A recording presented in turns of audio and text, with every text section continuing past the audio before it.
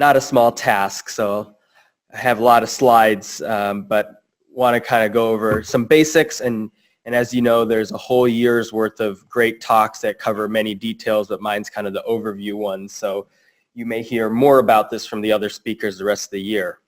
I titled this State of the Brain Tumor because, as you know, today's the State of the Union. So those of you that are missing that, you'll get the State of the Brain Tumor today. So just to talk about a few basic statistics, there were 62,000, almost 63,000 cases of adult brain tumors in 2010 and about 4,000 cases of children. And you can see that the most common age groups that we see these are children 0 to 15 years of age and then adults in their fifth to seventh decade of life. When we talk about primary brain tumors, and what a primary brain tumor means, a tumor that starts in the brain itself. A secondary brain tumor is a brain tumor that originates somewhere else. For example, the lung, colon, a different type of cancer that metastasizes to the brain. When we look at primary brain tumors, this pie chart breaks it down pretty nicely. You can see that meningiomas are the most common and glioblastomas are the second most common, and then all the other ones that you can see here. And if you look at when these occur, this table is a little bit overwhelming, but you can see that as the ages get to the 60s, 70s, and 80s, you tend to see those tumors increase, like I talked about, and the high-grade gliomas are the ones that are most common. High-grade glioma glioblastoma is a type of high-grade glioma. So what is a brain tumor?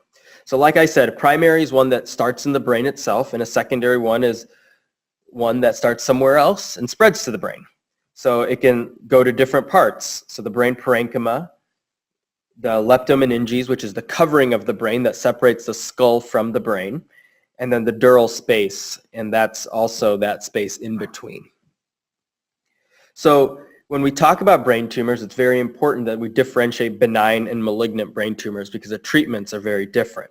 Benign brain tumors are slow-growing, non-cancerous, and they don't typically get spread to surrounding tissues. Malignant brain tumors are cancerous, and they're fast-growing and aggressive, and they can invade nearby tissues, and they likely recur or can recur with or without treatment.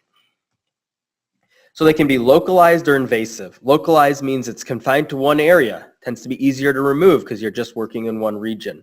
An invasive brain tumor can be spread to multiple areas and can be more difficult to completely remove surgically. They can also be in different parts of the brain. So extraaxial means outside of the brain but inside of the skull. For example, a meningioma, a pituitary adenoma, and a vestibular schwannoma. These things tend to push the brain, but they don't come from the brain itself. And there's intraaxial, which are ones that come from the brain itself. These are gliomas, lymphoma, or metastatic diseases. They sometimes can present with seizures or other symptoms. And then the other category of brain tumors are intraventricular. The ventricles is where our spinal fluid is created, housed, and circulated. And we can get meningiomas there, neurocytomas, ependymomas. So these are different types of tumors that can occur in that area. And if anyone has any questions, just raise your hand or yell it out, and I'll do my best to answer it. So I've been diagnosed with a brain tumor. What do we do now? Well, the first step is making a diagnosis. Sometimes that means doing a biopsy or surgery. Other times we can be pretty confident with the diagnosis just with the imaging. Certain tumors look a certain way, and other tumors, so we can sometimes know what the tumor is going to be just based on the imaging. And then the treatment can be surgery, radiation, chemotherapy, or observation. It can be a multitude of these or just one of these. Just depends on the type of tumor it is. So when we talk about the grades of tumors, this is a really important aspect of how we treat brain tumors. Grade 1 is the least aggressive, and grade 4 is the most aggressive. And you can see this is the grading system that's utilized, WHO grade 1, 2, 3, and 4. And when we talk about astrocytomas, this is how they are identified. So grade 1, when our pathologists look at it under the microscope and look at the actual cells, they tend to look benign looking, and they don't look like they're rapidly dividing. And then when we look at a grade 4 or an aggressive malignant brain tumor, they tend to be aggressive, they tend to be proliferating, which is a sign of dividing cells, and necrosis, which is a sign of cell death.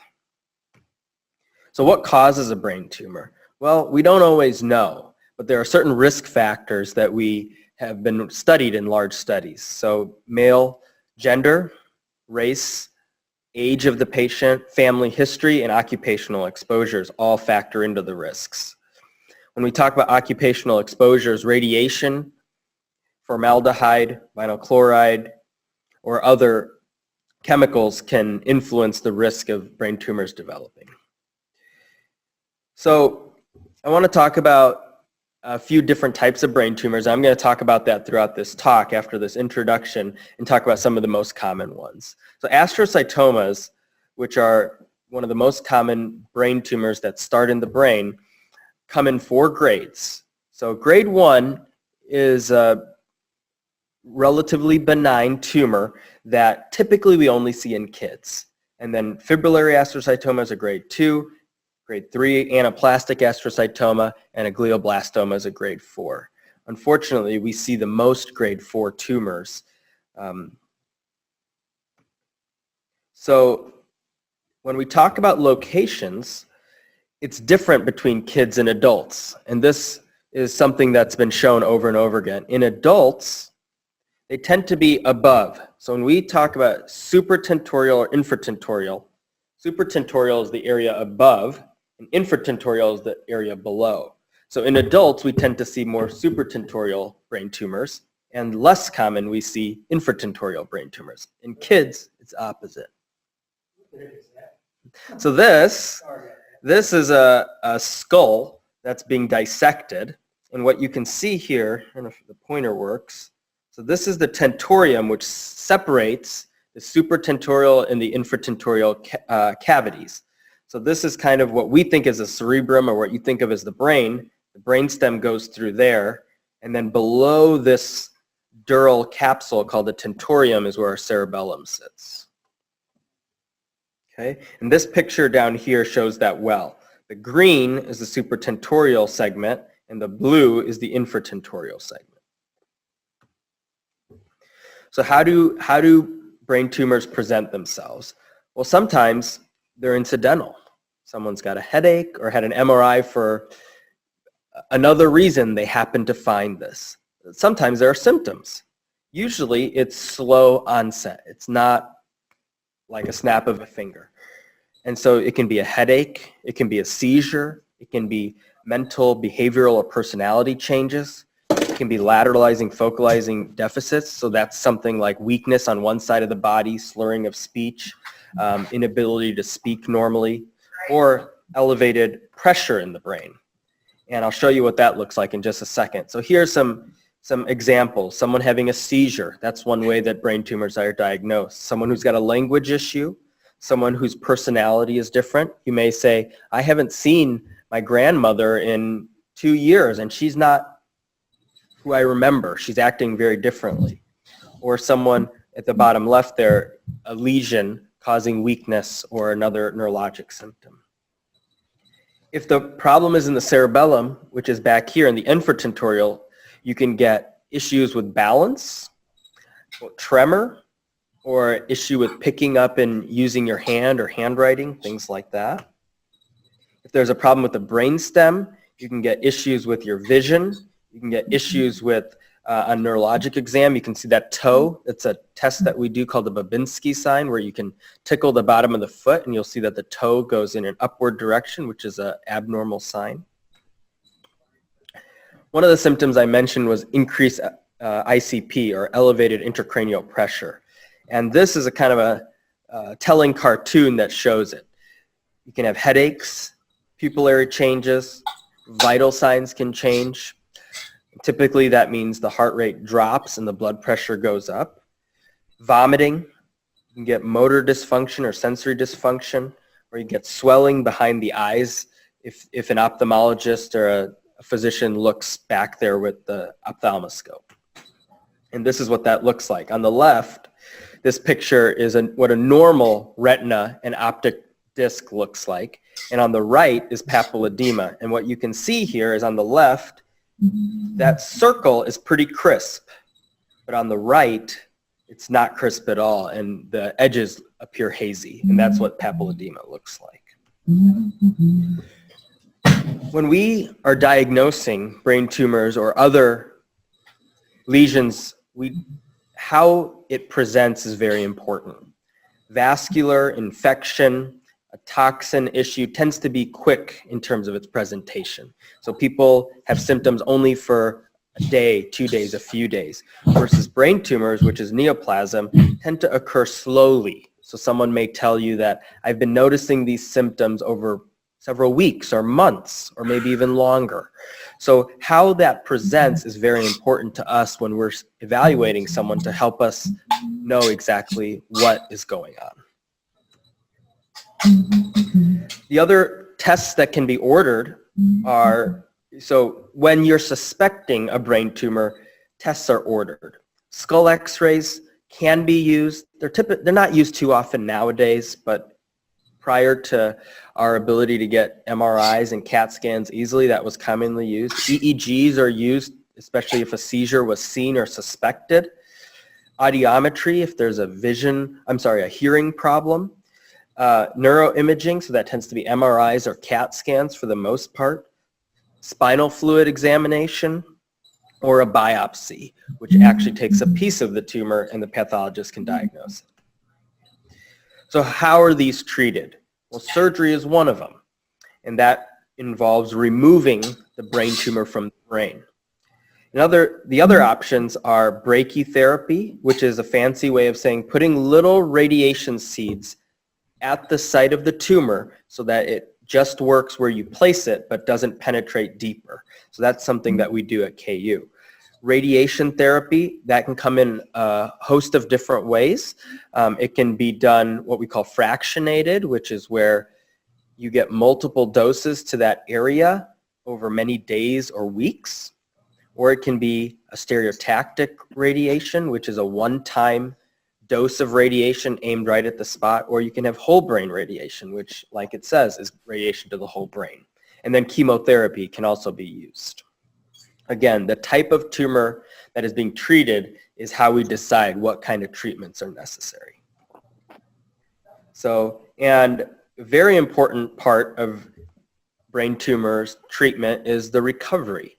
And so the neurologic rehab team is critical to having improvement.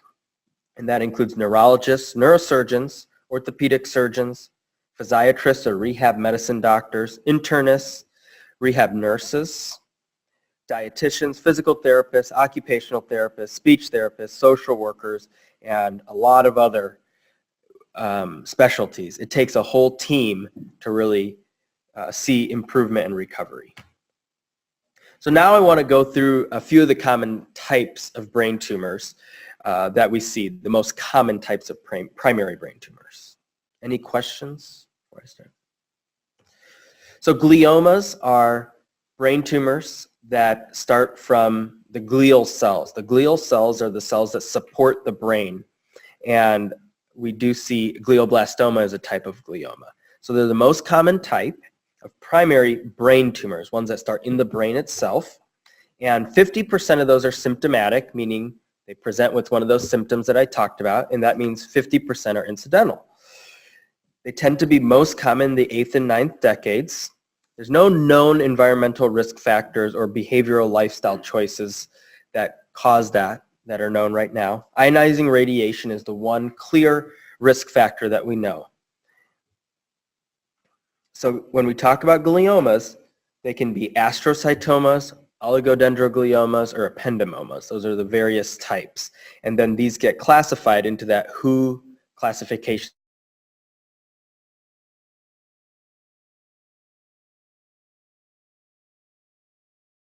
And when we talk about cerebral, they tend to present with behavior changes, seizures, weakness, which is hemiparesis, or language difficulty.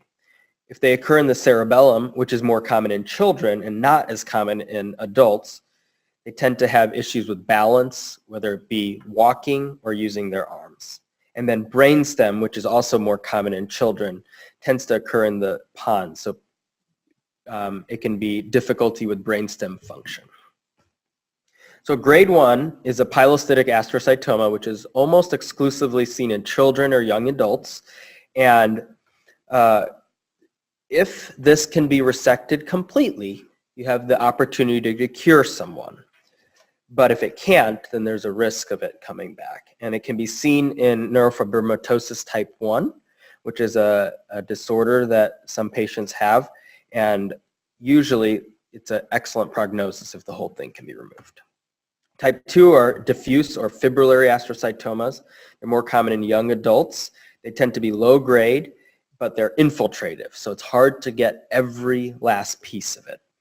And therefore, even with what you think is a complete resection, which is really diagnosed based on the MRI, we know that there are little cells that are outside of that you can't see. And that's why you have to watch that forever to see if there's any evidence of recurrence.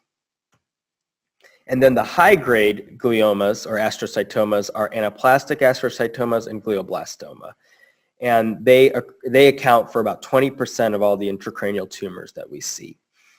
And they tend to occur most commonly in middle to late adulthood, and they tend to be a little bit more common in men compared to females. There's no family history that's really been shown to risk that. So anaplastic astrocytomas are the grade 3 type. They have, on pathology, when they look at it under the microscope, there are certain things that they look for. The nuclei, which are the center area of the cell, tend to be enlarged, and they show signs of division.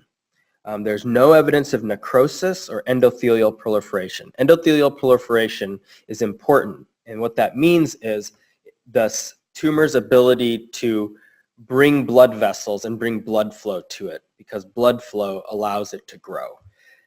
And in grade 4, or glioblastomas, we do see necrosis and endothelial proliferation. So, this is kind of a busy slide that just tells us that it can come in many different ways, and we can see it in different places, and there are different things that we see on the pathology slide that help us make that diagnosis. This is an example of a specimen of a brain at autopsy that shows a glioblastoma. So you can see here, this is the right side of the brain, and you can see this infiltrative tumor that's coming from the brain itself and causing pressure on some of the important deep structures. When we look at imaging, a lot of times we can guess as to, is this a high-grade or low-grade glioma? The only way to know for sure is for our pathologist to look at it under the microscope and give us a diagnosis based on what the cells look like. But typically, high-grade gliomas are contrast enhancing. So we give an IV contrast with the MRI, and they tend to light up, versus low-grade gliomas don't tend to light up with contrast. So when we talk about prognosis, well, what is that? With GBM, it tends to be around a year, a little bit more than that. Now, these numbers are changing, and we hope that research is going to come up with better therapies so we can make these numbers better. Anaplastic astrocytomas about 3 years, and low-grade gliomas tend to be 5 years, but it varies depending on a number of factors. Typically, when we see someone with a low-grade glioma and they have died, it's usually because the low-grade gliomas can turn into one of the high-grade. So just because you have a grade 2 doesn't mean it's always going to be a grade 2. It can turn into something more aggressive. So oligodendrogliomas is another type of astrocytoma. It comes from the oligodendrocytes, which are the cells in the brain that are responsible for creating myelin. So that's what helps the transaction of information down the axons of the cells. As you can see, they're not super common, but they account for about 5 to 7% of the gliomas. They're most commonly seen in the 20s and 30s, more common in males. They tend to be found in the cerebral hemisphere, so in the supratentorial area. They can be infiltrative, and they can be spread to other areas through the spinal fluid. And so this is an example of an MRI, just to orient you. This is the nose area here, top of the head, back of the head, and you can see this white area right there is the tumor. And the pathologists look at this, and it has a very classic appearance. It looks like a fried egg appearance. You can kind of appreciate that here. It kind of looks like that, multiple fried eggs next to each other. And the prognosis of these, again, depends on the grade of the tumor. So lower grade tumors, the survival is much better, and higher grade tumors, they can be 5 years or less. One of the important things that has come from a lot of research is looking at the cells and doing expression studies. And one of the things that we see is that there's a loss of a chromosome called 1p19q. And this is a better prognosis when we see that, because there are therapies that can target that. That's why that's important. Ependymoma is the last astrocytoma that I'm going to talk about. This arises from the ependymal cells, which is the cells that line the ventricles where the spinal fluid is. They're more common in children, but they do occur in adults. For adults, they tend to occur in the fourth ventricle, which is an area behind the brainstem in between the cerebellum and the brains, in between those two. It can grow into the brain, but sometimes it doesn't have an obvious attachment to the ventricles. Spinal lesions are also commonly seen with this. And that's why whenever we diagnose this, we need to look from the brain all the way to the spinal cord to make sure that there's no other spots.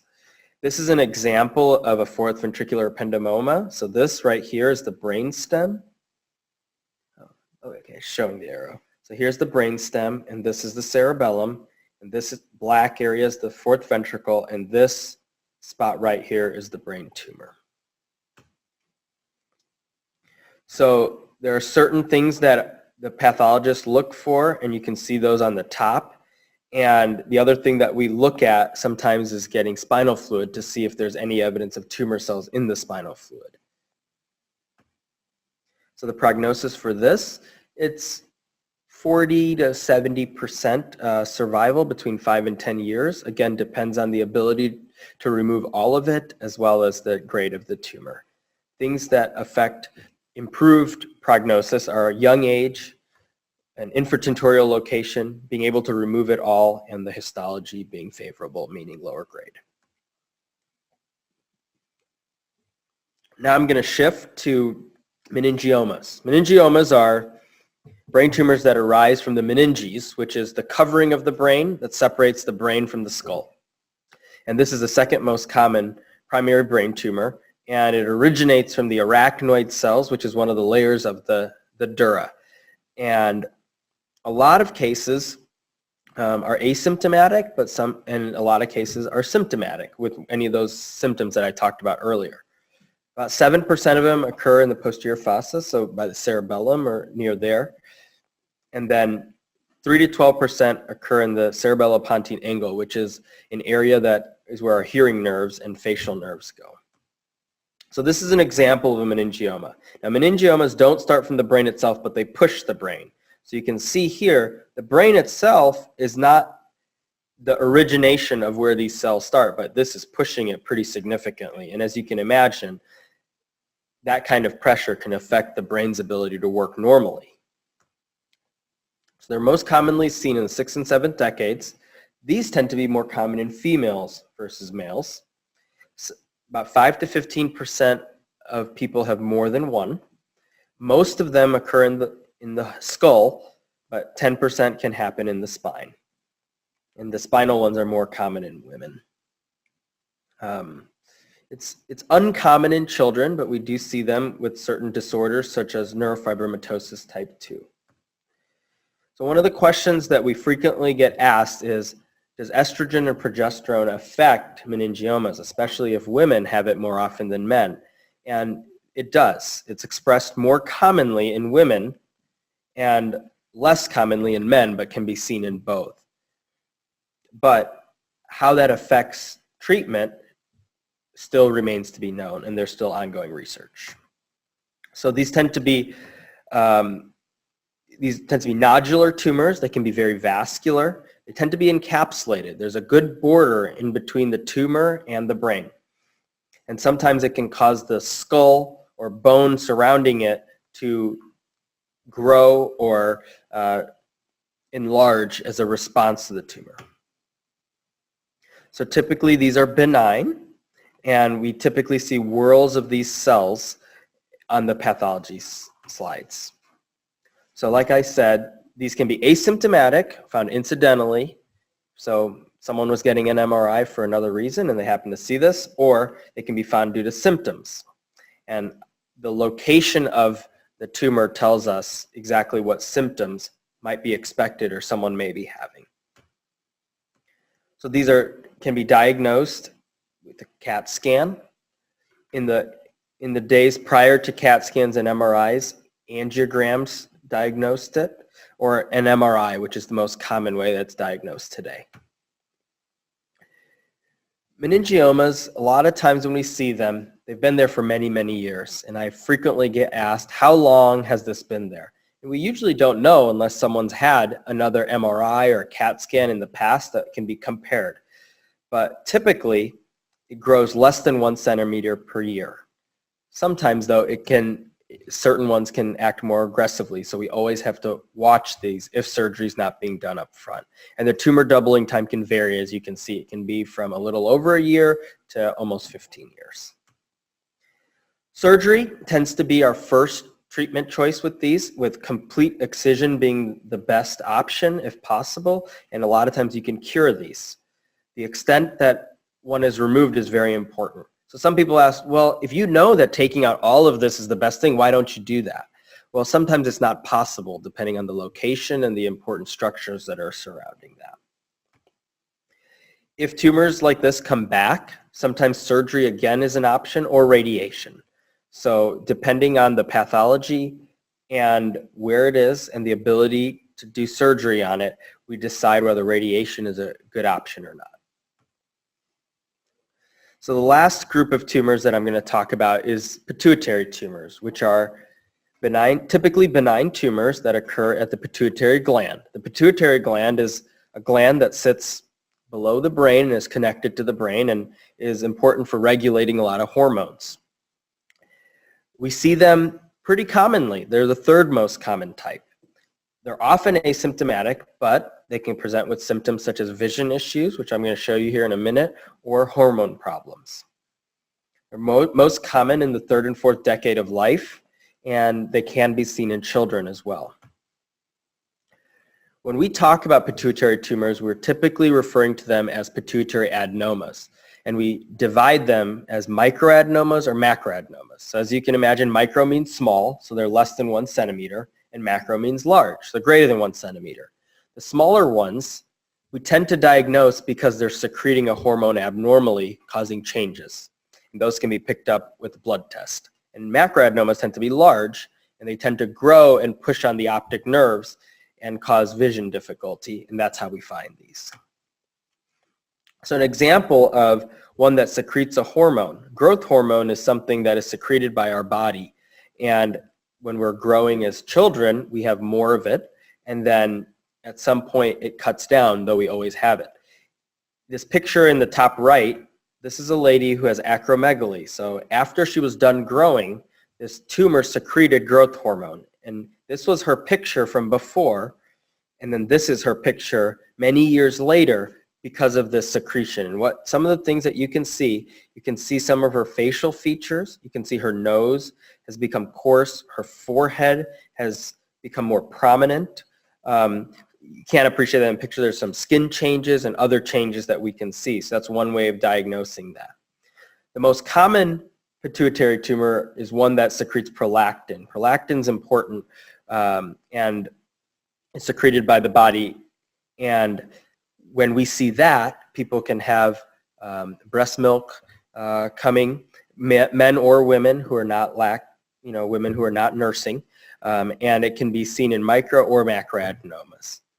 The important thing with prolactinomas is now there's actually a medication that can treat that. So we don't frequently have to do surgery on those because it's very responsive to medication. So you can see here there's Cushing syndrome, which is where steroids that are created by our body are secreted in an elevated fashion. And then, so those are the active or secretory adenomas. Then there are the inactive ones, which are the ones that don't secrete any hormone. And then 10% can be both. So almost all of these are benign. Pituitary cancers are quite rare, but can be seen. Macroadenomas are the large ones. They tend to invade the bone. They tend to invade and push on surrounding structures, and they tend to be invasive.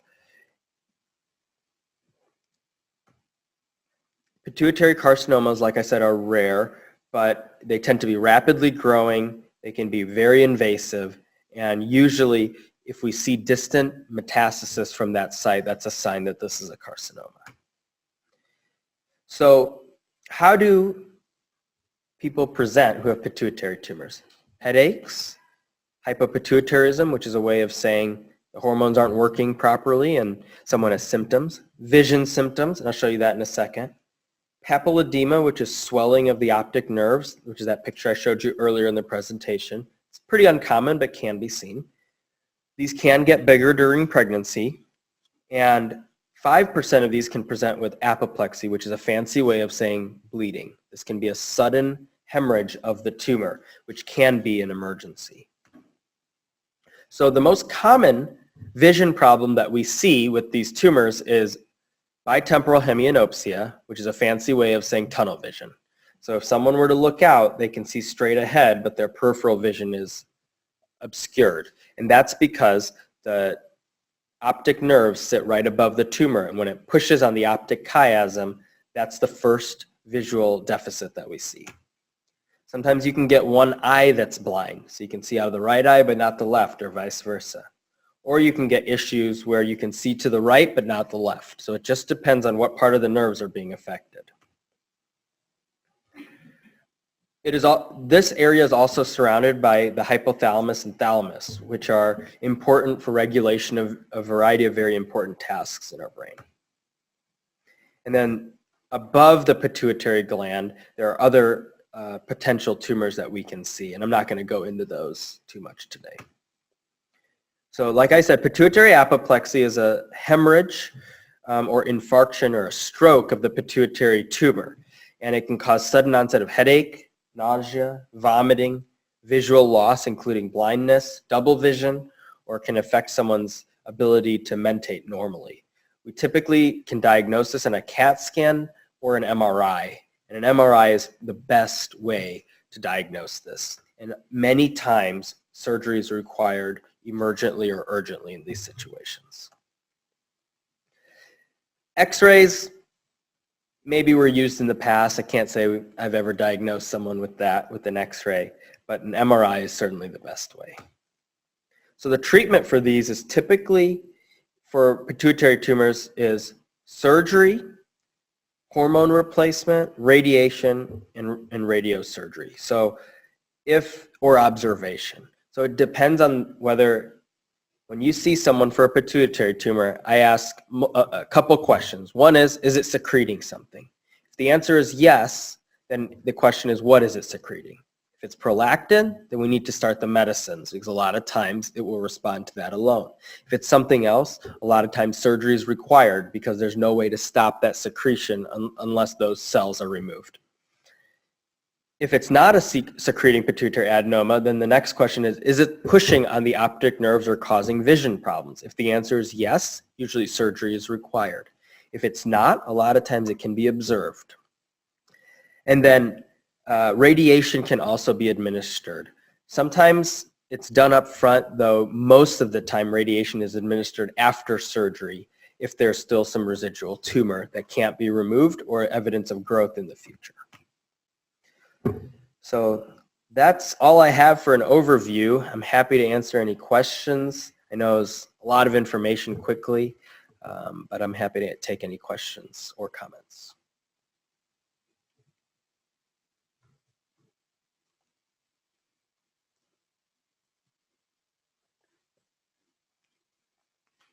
Right.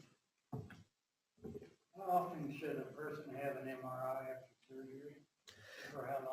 So that's a very good question. I would say it really depends on the type of tumor it is, how aggressive or benign it is. And a lot of times after surgery, we'll start with getting close follow-up. So it may be months apart, but as time goes on, it can be spaced out to yearly or every 2 years or even 5 years. It just depends on the type of tumor it is and how long it's been since surgery. But typically, you almost always have to get MRIs for, it's uncommon to ever say you don't need to get any more MRIs again. Well, right now they got me monthly. And I did 15 or 18 of them. Mm-hmm. I don't know why. I didn't realize that. Didn't want to tell me off. I guess is they'll probably continue those. Mm-hmm. I'll stick around for a few minutes if anyone has any questions. Thank you all for attending, and if you need anything, don't hesitate to reach out to any of us.